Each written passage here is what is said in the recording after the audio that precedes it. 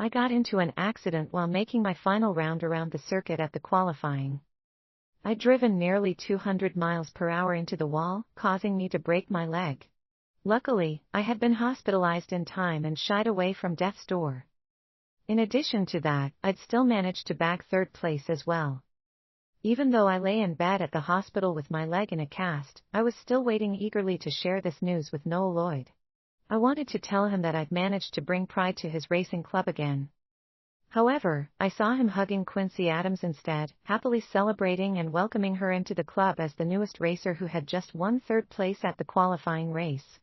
It was trending all over social media. I had nearly traded my life for that honor and that medal, but Quincy was now holding them in her hands without even needing to step foot into a race car. I waited for days. Noah still never showed up at the hospital even after I'd recovered for days and finally got discharged after having my cast removed. After getting discharged, my best friend, Ingrid Fulton, brought me back to the racing club. I could hear loud laughter coming from Noah's private room ahead. "Hey, Noah. I can't believe that Lexi would agree to let you switch out her name in the qualifying to Quincy's so that she'd get the medal instead." Noah leisurely lifted the wine glass from the table and sipped from it. "She has no reason to disagree with me. She's never dared to go against what I say. She's even more obedient than a lapdog." His friends started laughing loudly with him. "That's true. Everyone in Jadeville knows that Lexi would do anything to continue being your wife. She just wants that title anyway." Noah then dipped his head to look at the woman in his arms and leaned down to kiss her. He wanted to feed Quincy the wine he'd just sipped. Quincy turned red and pushed him away playfully. "You, stop that." She then hammered her fists weakly against Noah's shoulder and tried avoiding his lips. "Mr. Lloyd, please." In the end, Noah still fed Quincy the wine through their mouths. Quincy then turned even redder and pouted. "You're such a bad person, Mr. Lloyd. You've made me drunk. I can't go back now." Noah then kissed her on the cheek. "What were you planning to do when we got home anyway? We could just do it together." I stood outside the door, staring at Noah's face, the face I once loved so deeply, my fist clenching and unclenching repeatedly. I felt like the biggest joke in history. Someone suddenly quipped, "But didn't Lexi Jameson get hurt during the final round? She broke her leg getting third place. Didn't you go visit her at the hospital?" Noah didn't seem like he cared as he answered nonchalantly, "What for? She just broke a leg. It's not like she'd die from it." I wouldn't die from it, but I didn't want to continue living like this anymore either. I pushed the door open and went in. The room immediately went dead quiet. I went over to Noah, picked up his glass of wine, and splashed it onto his face. Noah wiped the wine off his face and turned black instantly. "Lexi Jameson. This is not the time and place to be making a fuss." Quincy immediately pulled away from Noah's arms and tried to dab away the wine on his face too. She then spoke in a passive-aggressive tone, "I'm sorry, Mr. Lloyd. It's my fault for making Lexi misunderstand us. I'm sure she will make an even bigger fuss at home later." I didn't hold back and splashed her with another glass of wine. Noah was mad. He threw a document onto the table. "I thought you said you broke your leg. You were just trying to get my pity, weren't you?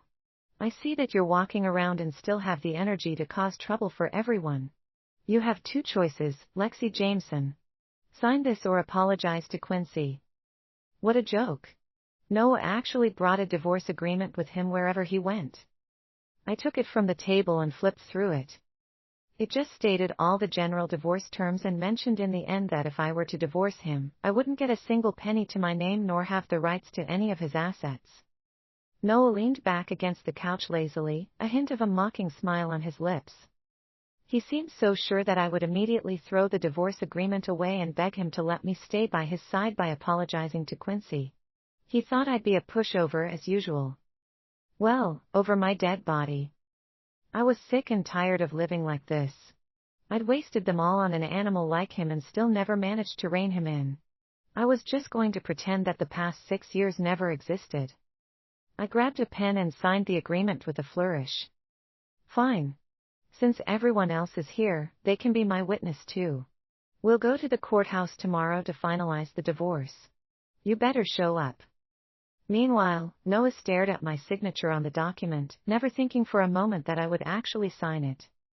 After being dazed for a long while, he suddenly flew into a terrible rage, his teeth clenched as he spat out, "Fine. We'll get the divorce. Don't you dare go back on your words."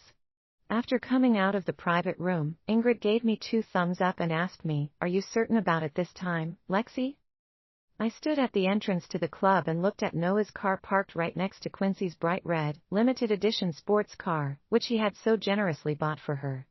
For some reason, the cars looked like they belonged together and relied on each other.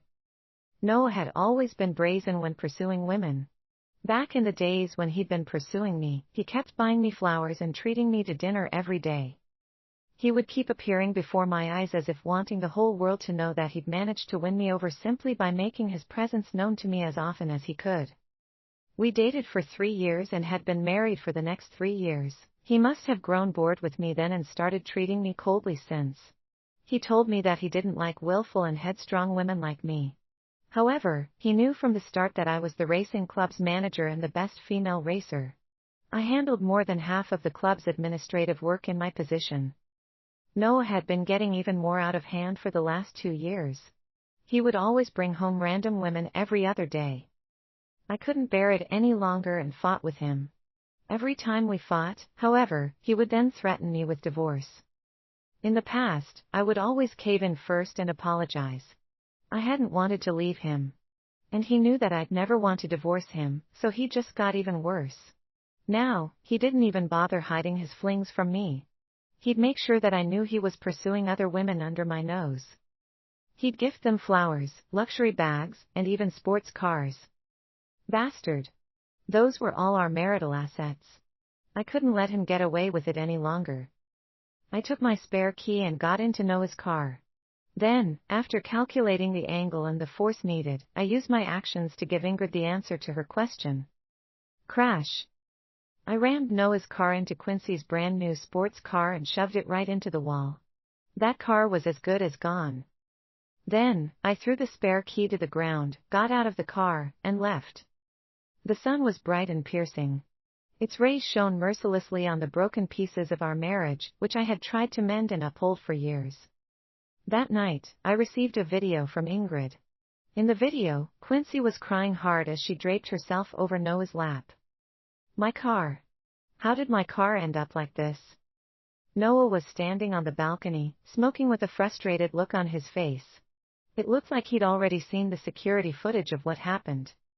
She's gone overboard. Mr. Lloyd, I'm not sad about the car. But it's a gift that you just got me 3 days ago. Let's call the police. Someone piped up softly, I don't think calling the police would help. Lexi is Mr. Lloyd's wife, so whatever is his is also hers. The police can't do anything if she crashed into her own car. Someone else tutted and said, Lexi sure is a brazen one. Noah snuffed out his cigarette forcefully. Brilliant, just brilliant. I'm definitely going to the courthouse tomorrow for the divorce. I turned off the video and started organizing all the documents needed for the divorce. The next day, I arrived at the courthouse bright and early. Surprisingly, I sighed in relief when I saw Noah coming out of a cab at the courthouse. Lexi, I'm giving you one last chance. I stood there and looked at him with a fake smile. One last chance, by giving my 3rd place and medal to Quincy, apologizing to her, and buying her another limited edition sports car. Noah's face remained grim. Quincy is a good person. I won't let her suffer like this. If that's the case, how could you bear to keep her as your mistress? Why don't you just give her a proper title instead? I'll help you. I burst into laughter and headed into the courthouse. Noah followed suit, his face as black as thunder, practically throwing all his documents down on the table.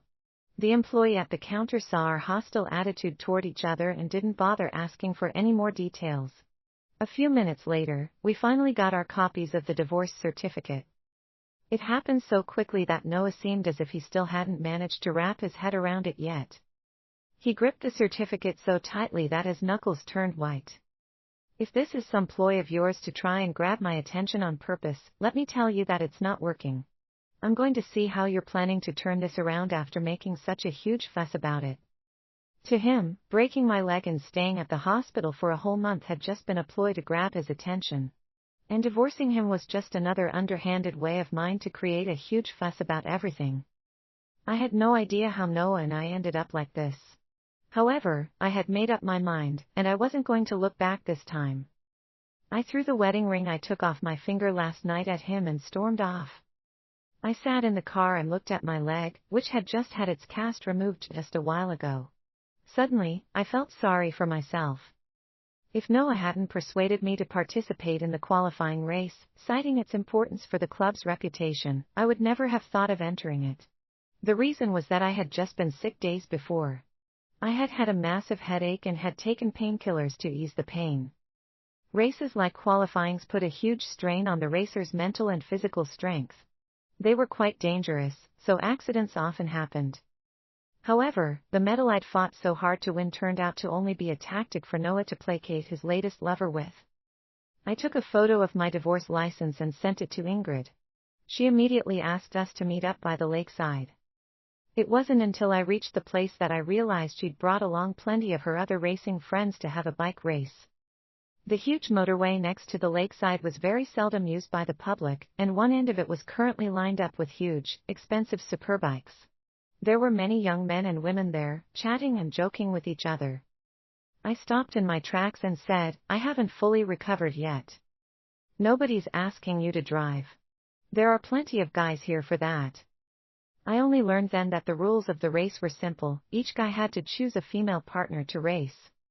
A few pairs were already couples with each other, so they naturally planned to race together. There weren't many single men left in the line. Ingrid then pulled me to the side and said in a hushed tone, "What do you think of Asher Princeton? He usually doesn't come even when invited. You're lucky today." A towering man in a racing suit was standing at the barricade with his back toward me. He was half leaning against the barricade as the sun shone on his back. He gave off a clean yet ethereal feeling to anyone looking at him. Slowly, he turned around to face us. I realized in glee that he looked exactly my type. Ingrid then pushed me toward him. "Hey, Asher. Bring Lexi with you." Asher smiled as he gave me the once-over. His eyes were clear, and his voice was deep and soothing. "Okay." Ingrid then winked at me and said, "Don't let this chance slip by." Asher brought out a pink helmet and made sure to check it thoroughly before helping me put it on. He even pulled on the safety clasp to ensure that there was nothing wrong with it. "Are you scared?" It suddenly dawned on me that Noah had never treated me so gently ever since we got together, even if I had still raced in countless other races after that. He would only stand at the podium far from the top as he mingled with other club owners and elites. He never once cared if my gear or equipment was safe or faulty, and he never personally checked anything. He was only ever concerned about my results and how much glory or benefit they would bring to his club. I felt a sudden rush of emotions at Asher's question. I shook my head and said, "Actually, I'm a professional racer. I just don't ride bikes that often." Asher seemed surprised. He then replied lightly, "That's great. We can go full speed then. Hang on tightly to me." I knew just how fast these superbikes could go, so I hugged him as tightly as I could. Asher started up his bike, and the engine roared to life. I could feel Asher's extremely muscular waist beneath his racing suit. His muscles were as hard as steel, and I could even feel each pec individually through the suit. His racing skills were quite a contrast to how he looked. He was the aggressive type as he sped down the trail, quickly throwing the rest of his opponents behind him. I had always been the one driving before this. This was actually the first time I'd been a passenger princess. The wind screeched past my ears, and Asher's woody scent also invaded my senses gently yet assertively. Asher chuckled. "Relax. You're too tight." I only realized then that I was clinging so tightly to him with my arms that he was probably having a hard time catching his breath. I knew what he was trying to say, but I couldn't help my mind going straight into the gutter when I heard his ambiguous words. I got so embarrassed that I quickly loosened up my grip on him. There was a sudden swerve up ahead, and I suddenly found my face smushed up against his back. Our positions got a little intimate. There were just 2 layers of thin clothing between us, and I was pretty sure that he must have realized my face was burning as if pressed against him. As expected, we placed first in the race. The prize turned out to be a dozen packs of beer. I cracked open a can and raised it toward Asher to celebrate our win. Racers rarely ever drank. I was particularly bad at holding my alcohol, but since I was a free bird now, I threw my head back and gulped the rest of the contents down. Things happened right after that. I felt so dizzy that I stumbled backward, and Asher had to catch me. Ingrid then exclaimed, "Oh no. Lexi's terrible with alcohol. Can you please bring her back for me, Asher?" I cocked my head to the side and stared up at him, who was also looking down at me. His eyes were gentle yet entirely focused on me. "All right." His voice sounded heavenly. I could feel my insides melting into a puddle. Noah used to tell me that I was very unladylike in my behavior. He kept saying that I was only a pretty face who would scare any other men away as soon as I opened my mouth. For the past few years, I kept burying myself in work, trying to prove that I was worthy. However, the only thing I got in return was Noah's betrayal, time and time again, as he brought home different women who were more ladylike than me and showed them off. It felt like 100 years had passed since anyone had looked at me so tenderly as if I were the main focus of their attention. When I finally got down from the bike, I swung my arms around his neck and found myself getting up on my tippy toes to kiss him on the chin. Asher's face was a little grim as he helped me upstairs with gritted teeth. I felt dejected and hung my head in self-mockery. Maybe Asher was really only planning to send me back home and nothing more. However, just as I struggled to stay on my feet while searching for the keys to my door, taking forever, he suddenly pushed me back against the door and started kissing me passionately. I don't know why, but it felt as though this wasn't a kiss between two people who had just met less than 12 hours ago and fallen in love at first sight. It felt more like a desperate kiss between someone who had been pining after the other and held back for years until they finally couldn't anymore. Asher's kisses were hot, passionate, and desperate. Every kiss felt like he wanted to pull me impossibly closer to him until we were merged together in one body. I could even feel his heart thumping wildly. So, I reciprocated with some tongue action in the kiss. After a long, breathtaking kiss, Asher suddenly let go of me and looked away, not daring to look me in the eyes anymore. He leaned back against the wall and fought to catch his breath. "Lexi." I was a little tipsy, sure, but I wasn't completely drunk. My steps felt light as a feather. I went to him, narrowed my eyes, and looked up at him. Asher was very tall, even taller than Noah, and he had a slim waist, long legs, and very handsome, prominent facial features. He looked both excited and restrained at the same time, making me drown in the delectable pheromones emanating from his body. It was obvious that he was having a reaction toward me. I pinned him back against the wall with my hand and cornered him. "Asher Princeton, are you getting cold feet now?" I tiptoed and pecked him on his red, swollen lips again. Asher's breathing caught in his throat. He then slid his hand into my pocket, grabbed the keys to my home, and opened the door with it. Then, he picked me up from the ground and practically ran into the bedroom with me. It was bright when I finally woke up the next morning. Asher was no longer in bed with me. He had been at it tirelessly all night without giving me a chance to catch my breath as he stayed hard throughout the night. I was so tired out that I'd slept through the morning and only woke up late in the afternoon. I forced my aching body to crawl out of bed and shuffled out of the bedroom. At once, I could smell something delicious from the kitchen. There was some stew still bubbling very gently in a pot on the stove. I also found a plate of food in the oven, still warm and toasty, with some of my favorite ingredients in the cooking. The kitchen had been cleaned and dusted, though showing signs of use. Asher must have had quite a hard time trying to find something decent to cook in this lacking kitchen and pantry of mine. Yet, he still pulled through. I sat down and served myself a bowl of stew. With some hot food in it, my stomach started feeling less uncomfortable, especially after I had drunk the beer on an empty stomach yesterday. However, the hot steam from the stew seemed to have entered my eyes, and I found them welling up with tears. I lowered my head and took a bite of the piping hot stew, letting my tears plop into the bowl. In the past, Noah made fun of me for being a clumsy oaf in the kitchen and not knowing how to be a good wife. In fact, he often attributed his going out and seeking other women to my failure to act like a proper lady.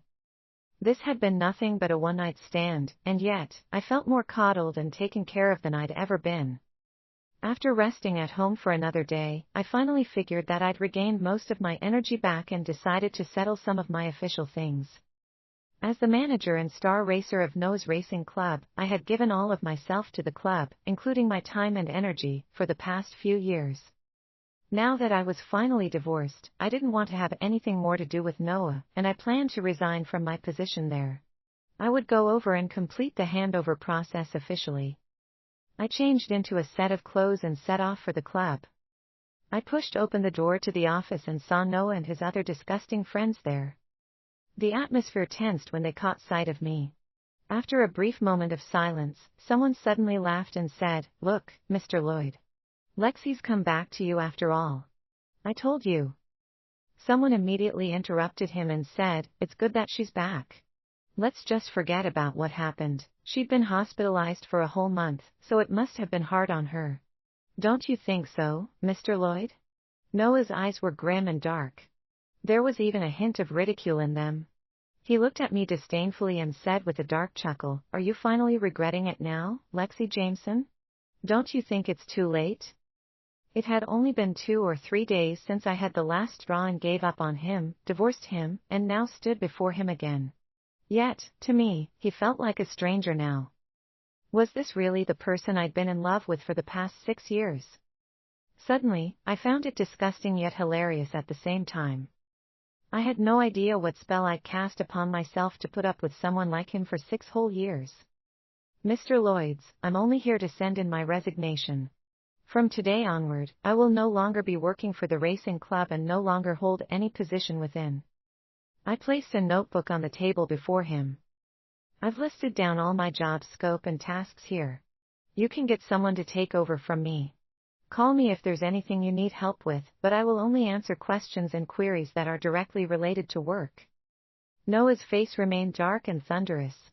He replied in an icy, arrogant tone, "The contract you signed with us is a 10-year contract. Have you not read about the penalty you'd have to pay if you terminated it early?" I remained stoic. "I have, but the terms stated that the penalty only applies if the club never broke any rules or racing ethics." Noah frowned briefly. Just then, someone glanced at their phone and exclaimed, "Mr. Lloyd. About the qualifying race last time. The organizers have released an official statement and corrected the list of winners. They also banned Quincy from racing for the next 3 years. Before going to the club, I had made a report and submitted all of the relevant proof to the organizers as needed.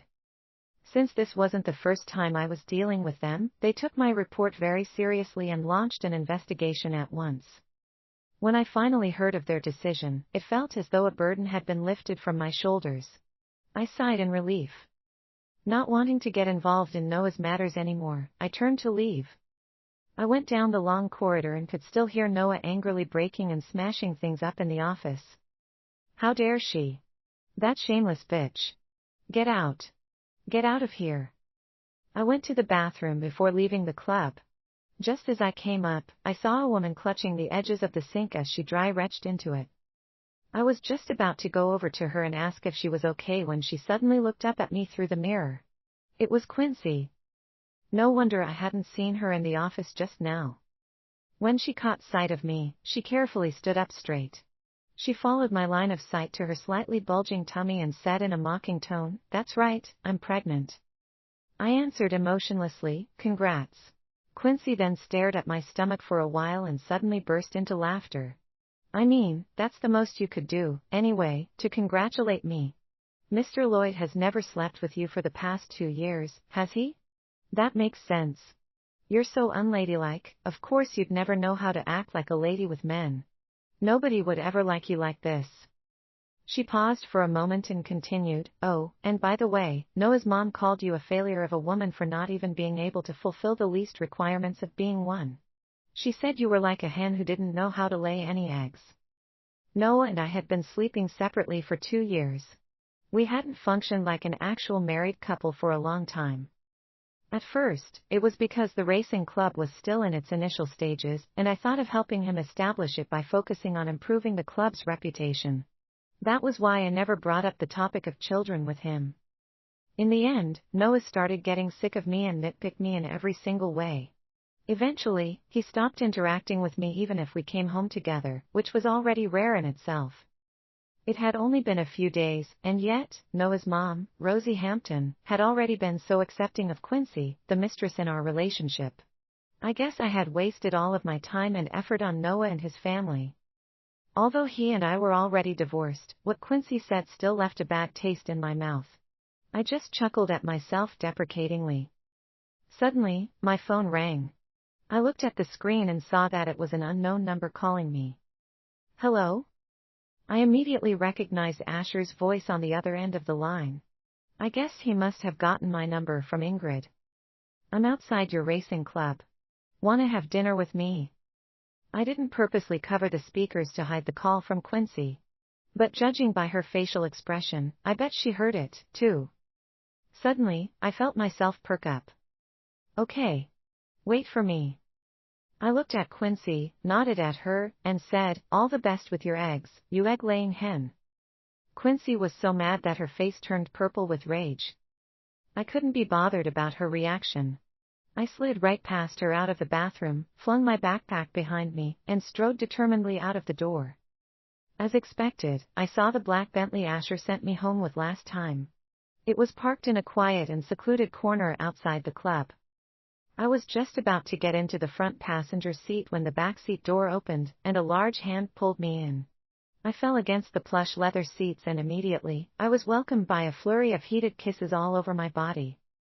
I could literally smell Asher's raging hormones in the air. He kissed me long and hard, focusing on every micro-reaction of mine, treating me as if I was the only person he had ever had his eyes on in the whole wide world. I missed you so much, Asher said, breathing erratically against my face as he sucked on my earlobes and collarbones. He also kept muttering soft nothings in my ear the whole time. We had actually only been apart for a day. However, Asher's emotions quickly strung me along, and I was immediately enveloped by his fiery passion. We were a tangle of limbs in the cramped back seat, our bodies pressed close together. He buried his face in my shoulder and held me tightly in his arms. Lexi, what should I do if I've fallen in love with you at first sight? I didn't quite believe in love at first sight. However, I did believe in love at first fuck. Asher made it seem as though there was no other woman for him except me, and I liked it very much. In fact, I even found myself thanking Noah for distancing himself from me and treating me like trash because I wouldn't have met Asher otherwise. Asher. I slithered my arms around his waist and started groping his muscles, slowly sliding my hand dangerously lower. I was toying with danger, and I knew it. Memories from that half-drunken one-night stand immediately flooded my mind as my body started reacting naturally to him. Suddenly, sounds of footsteps appeared outside the car, and it quickly snapped me out of my reverie. I recalled that Noah's car seemed to have been parked somewhere nearby. Noah wasn't the only one talking toward me, even the other people I'd seen in the office were also with him, and they were all heading toward my direction. I recalled Noah justifying not sexually touching me for years because I was too unladylike and, therefore, undesirable to men. However, right at this moment, Asher was looking at me with such intensity in his eyes that I believed he could only see me and nobody else around us. I teared up and bit Asher lightly on the earlobe. Asher, I'm just a clumsy oaf who doesn't know how to cook, clean, or care for other people. Why do you still want me? Asher lowered his head and kissed me, stroking my hair and tucking it behind my ears. He made me feel like a precious jewel he cherished with all his heart. I can just hire a maid to do all the cooking and cleaning for us. However, you're a woman that I'm in love with, and no money or compensation in the world could ever amount to you. I will go crazy even if I don't see you for just a single day. We continued making love in the backseat of his car. He teased me so much that I cried out in bliss with tears running down my eyes. Asher. Asher. Ah. Noah and the others could recognize my voice from a mile away. Wait, is that Lexi's voice I hear? It does sound like her. Noah's face turned black. He stopped in his tracks for a bit before starting to head toward us.